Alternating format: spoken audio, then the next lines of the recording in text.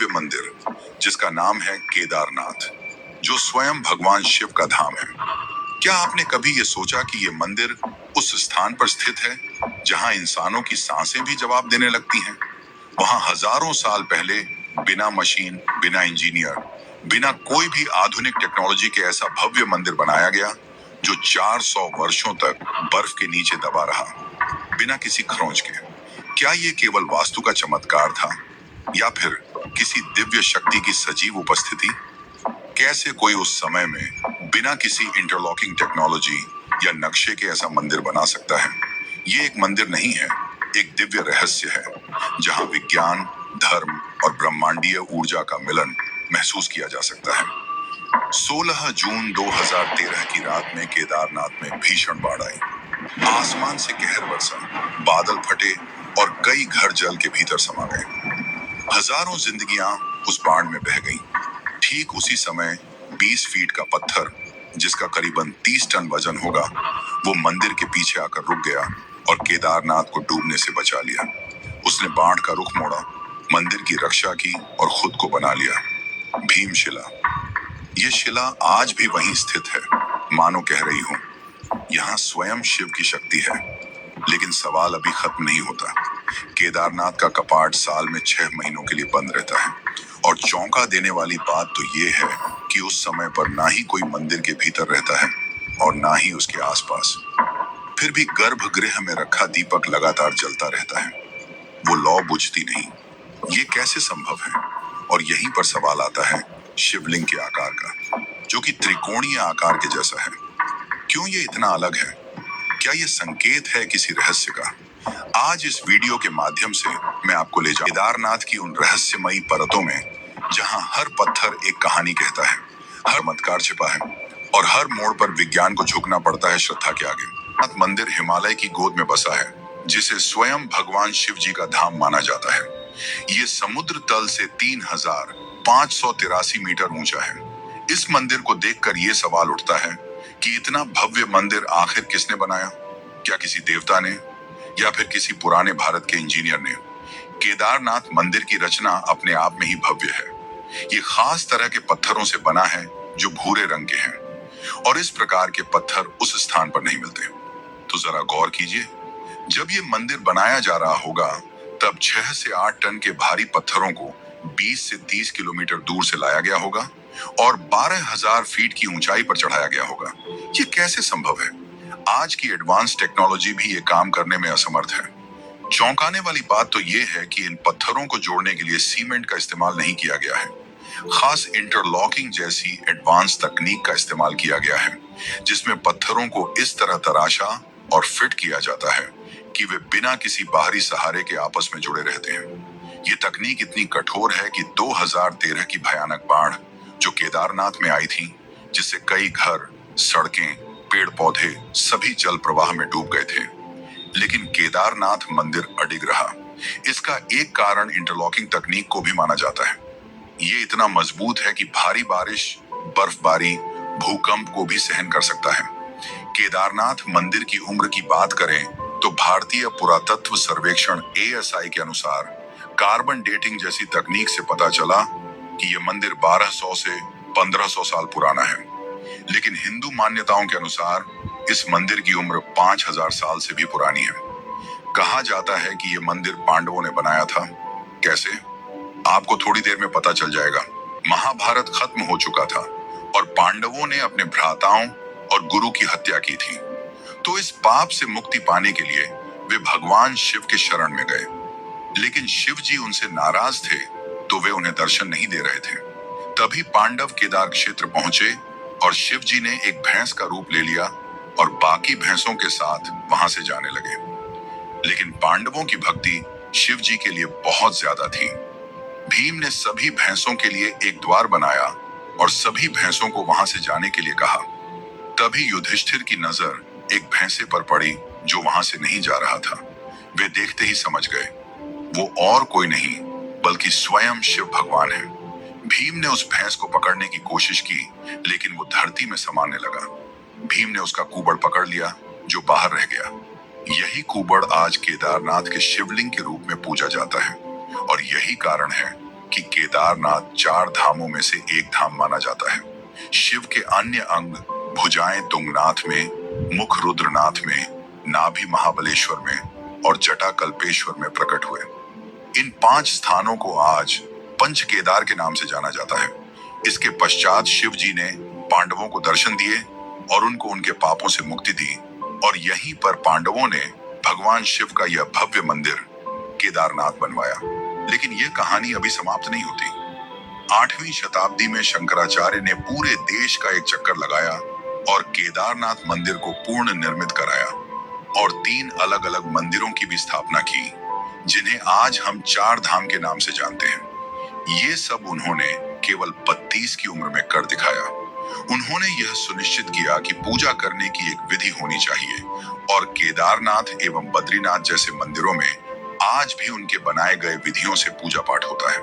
कहा जाता है कि उन्होंने अपने अंतिम क्षण केदारनाथ में बिताए और उनकी समाधि आज भी मौजूद है, जिसे एक पवित्रता की नजर से देखा जाता है।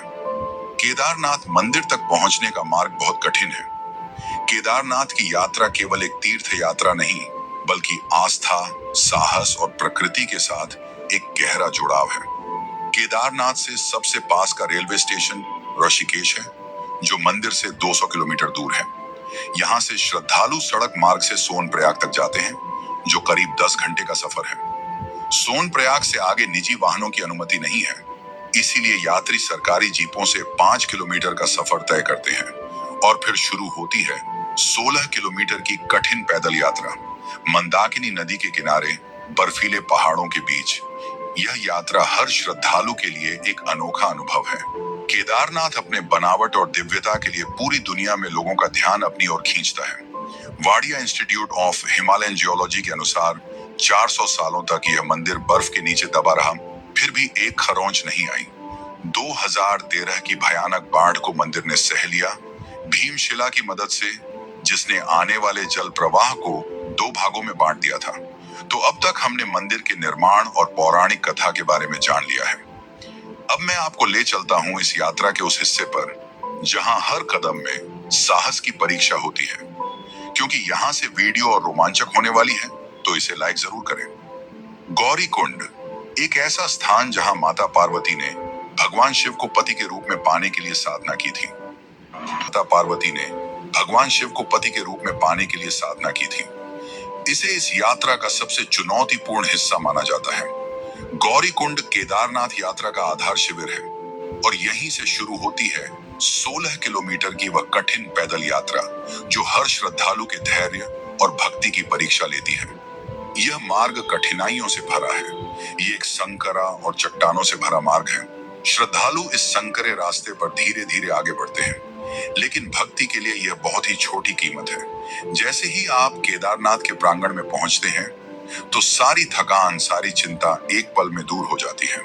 हिमालय की बर्फीली चोटियों के बीच मंदाकिनी नदी के मधुर स्वर के साथ यह मंदिर अपनी आध्यात्मिक ऊर्जा से हर यात्री को एक अनोखी शांति और शक्ति देता है।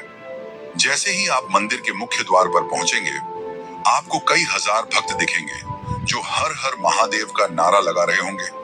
आप भी सच्चे भक्त हैं शिव जी के, तो कमेंट में जरूर हर हर महादेव लिखिए।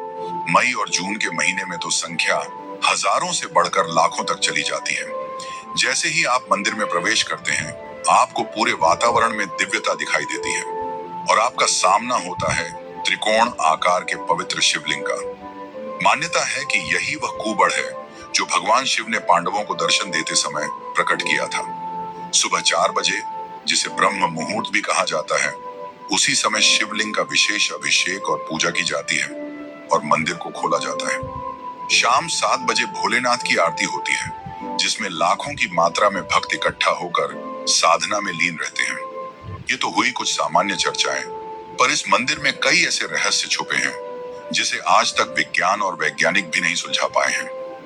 1300 से 1800 ईस्वी सदी के बीच आइस एज हुआ था, जिसका नाम तो आपने सुना ही होगा, जब पूरी पृथ्वी पर केवल बर्फ थी। ग्लेशियर में केवल बर्फ ही नहीं रहती, बल्कि कठोर मिट्टी, पत्थर और चट्टानें भी रहती हैं, जो किसी भी आम इमारत को चूर चूर कर सकती हैं। लेकिन 400 साल बर्फ में दबे रहने के बाद भी इस मंदिर में एक खरोंच तक नहीं आई। जब बर्फ पिघली तो मंदिर वैसे का वैसा ही था। वैज्ञानिक कहते हैं कि मंदिर की इंटरलॉकिंग तकनीक, जिसे मैंने आपको पहले समझाया था, इसी तकनीक के कारण बर्फ के दबाव को सहन कर लिया। केदारनाथ पूरे साल में केवल 6 महीने खुलता है, अक्षय तृतीया से भैया दूज तक। बाकी 6 महीने बंद रहता है, क्योंकि इतनी भारी बर्फबारी में किसी इंसान का वहां जाना खतरे से खाली नहीं है। मान्यता है कि इस दौरान यक्ष और गंधर्व स्वयं भगवान शिव की पूजा करते हैं, और इस बात का सबूत भी है।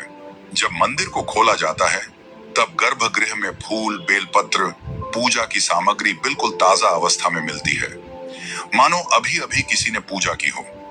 लेकिन सबसे बड़ा चमत्कार है अखंड ज्योति, जो मंदिर के गर्भगृह में बंद होने से पहले जलाई जाती है।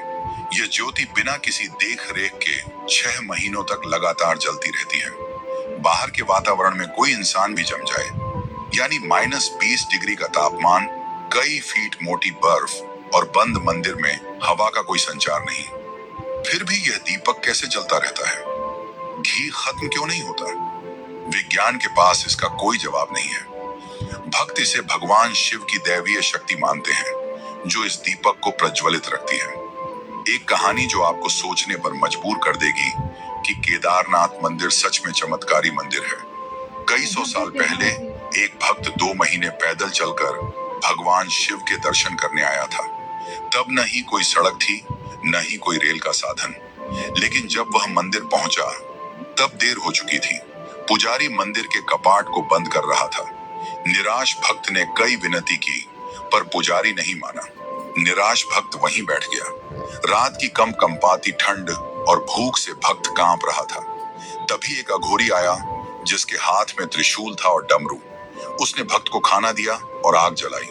सुबह होने के बाद भक्त ने देखा कि मंदिर के कपाट खुले हैं। वह हैरान होकर पुजारी से पूछने लगा कि यह कैसे संभव है। तो पुजारी ने कहा कि 6 महीने के बाद आज कपाट खोले जा रहे हैं। भक्त स्तब्ध रह गया। भक्त ने पुजारी को सारी घटना बताई, जो उसके साथ रात को हुई थी, कि कैसे एक अघोरी ने उसकी सहायता की। पुजारी समझ गया कि यह महादेव ही थे, जिन्होंने अपने भक्त की सहायता की। केदारनाथ के पुजारी भी इस भव्य कहानी का एक हिस्सा हैं। इन्हें रावल कहा जाता है, और ये कर्नाटक के उडुपी जिले के वीर शैव ब्राह्मण समुदाय से आते हैं। पीढ़ी दर पीढ़ी ये वैदिक विद्वान मंदिर की सेवा करते हैं। रावल के साथ सहायक पुजारी भी होते हैं, जो पूजा अर्चना और अनुष्ठानों में सहायता करते हैं। पूजा करने की भी एक विधि रहती है। सुबह सहायता करते हैं। पूजा करने की भी एक विधि रहती है। सुबह ब्रह्म मुहूर्त के समय शिवलिंग को पवित्र जल से स्नान किया जाता है। घी का लेप लगाकर आरती की जाती है। शाम में शिवलिंग का विशेष श्रृंगार किया जाता है, जिसे भक्त दूर से देखते हैं और शिव जी का दर्शन करते हैं। क्या आपको ये पता है कि केदारनाथ मंदिर का एक गहरा रिश्ता रामेश्वरम मंदिर से भी है? ये दोनों धाम, जो 2800 किलोमीटर दूर हैं, लगभग 79 डिग्री देशांतर रेखा पर एक सीध में स्थित हैं।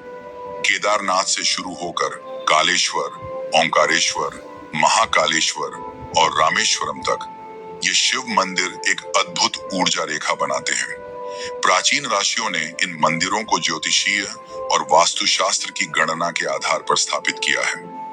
ये जो एक दिव्य रेखा बनती है इन मंदिरों के निर्माण से, उन्हें विदेश के कई रिसर्चर और वैज्ञानिक ली लाइन कहते हैं। ये लाइन पवित्र स्थानों को आपस में जोड़ती है। भारतीय शास्त्रों में इन्हें निदा मंडल का नाम दिया गया है, जहां साधना और ध्यान का एक दिव्य आभास होता है, और यही कारण इन सभी मंदिरों को इतना शक्तिशाली बनाता है। अब आप वीडियो के अंतिम भाग में पहुंच चुके हैं, और मैं आपको एक कथा सुनाने जा रहा हूं। यह एक रहस्यमयी कथा है, जिसे आपने कहीं नहीं सुना होगा, और कहा जाता है कि यह कथा सुनने से शिव जी का आशीर्वाद आपके साथ सदा रहेगा। तो इस कथा को पूरा जरूर सुने, क्योंकि यह आपकी जिंदगी बदल सकती है। कई साल पहले केदारनाथ अपने पूरे वैभव में था, और आसपास के पहाड़ों में कई साधु और आराशी मुनि अपनी साधना में लीन रहा करते थे। इन्हीं में से एक थे स्वामी अनंतानंद, एक महान संत जिन्होंने हिमालय की कंदराओं में वर्षों तक कठोर तपस्या की थी। एक बार ध्यान में लीन स्वामी अनंतानंद को दिव्य दृष्टि प्राप्त हुई। इस दिव्य दृष्टि से उन्हें एक गुप्त गुफा का पता चला, जो केदारनाथ से कुछ ही दूरी में थी। लेकिन इस गुफा का प्रवेश द्वार इतना रहस्यमयी था कि वो किसी आम इंसान के बस में नहीं था। इस गुफा के अंदर एक प्राचीन और भव्य शिवलिंग था, जिसे कहा जाता है कि स्वयं भगवान शिव ने स्थापित किया था। यह कोई साधारण शिवलिंग नहीं था, इसमें दिव्य शक्ति थी, ऐसी शक्ति जो किसी भी भक्त की मनोकामना पूरी कर सकती थी। लेकिन इस गुफा में प्रवेश करने की एक शर्त थी। केवल वही व्यक्ति यहाँ आ सकता था जिसका हृदय पूरी तरह शुद्ध हो और जो भगवान शिव के प्रति अटूट भक्ति रखता हो। ये राज किसी को नहीं पता था, केवल अनंतानंद के शिष्य हरीश को छोड़कर, क्योंकि स्वयं शिवजी ने ही स्वामी अनंतानंद को इस रहस्य से अवगत कराया था। हरीश एक युवा साधक था जो अपने गुरु को भगवान समान मानता था और उनकी हर बात को गंभीरता से लेता था। जब स्वामी अनंतानंद ने उसे यह बताया तो हरीश के मन में इच्छा जाग उठी कि अब उसे यह गुफा ढूंढनी है। गुरु ने उसे